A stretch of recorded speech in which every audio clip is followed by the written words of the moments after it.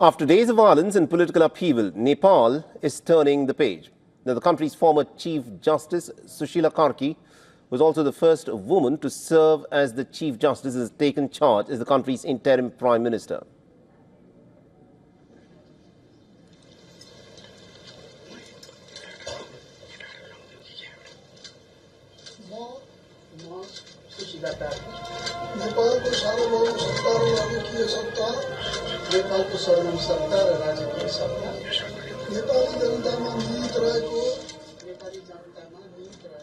And a short while back, she in fact took oath of the office in Kathmandu, from being the first woman Chief Justice to the first woman Prime Minister.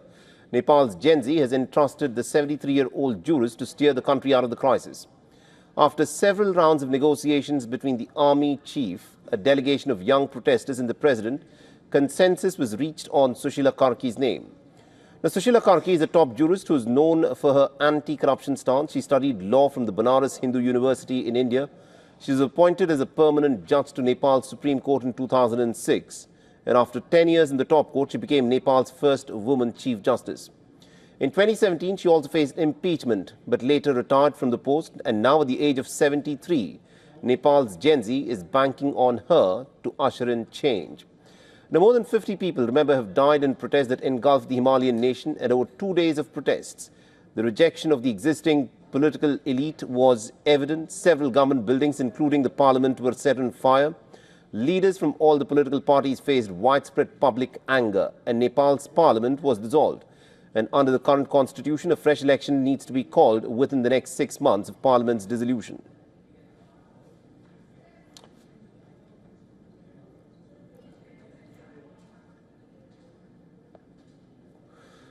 All right, and our correspondent Saloni Murarka is joining us from Kathmandu over the phone line. Saloni, this is a big moment. Sushila Karki has been sworn in as the interim Prime Minister. What is the task that she has on her hand, and how does she intend to go about it? First, while the swearing-in ceremony, it was announced that she has assured that elections will be held in 6 months, and she also aims to restore order. And well, this has been, she's acceptable to both youngsters and traditional political parties, because during the swearing-in ceremony, we did see the former Prime Minister Baburam Bhattarai present, and some of the diplomats were present as well. The Vice President was present there as well.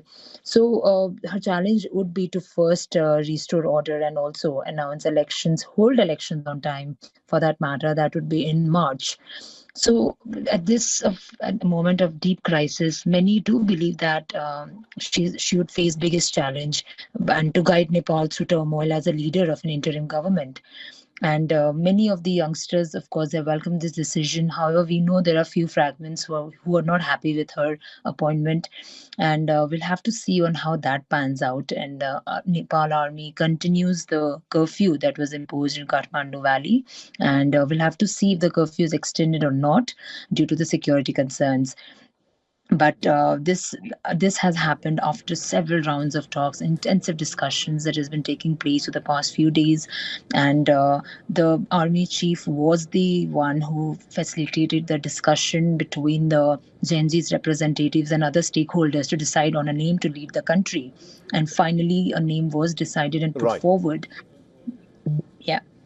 Indeed, it is of course going to be a huge task for Sushila Karki to bring in order and usher in the change, which the Gen Z is looking forward to. Thank you very much indeed for joining us and getting us all those updates then.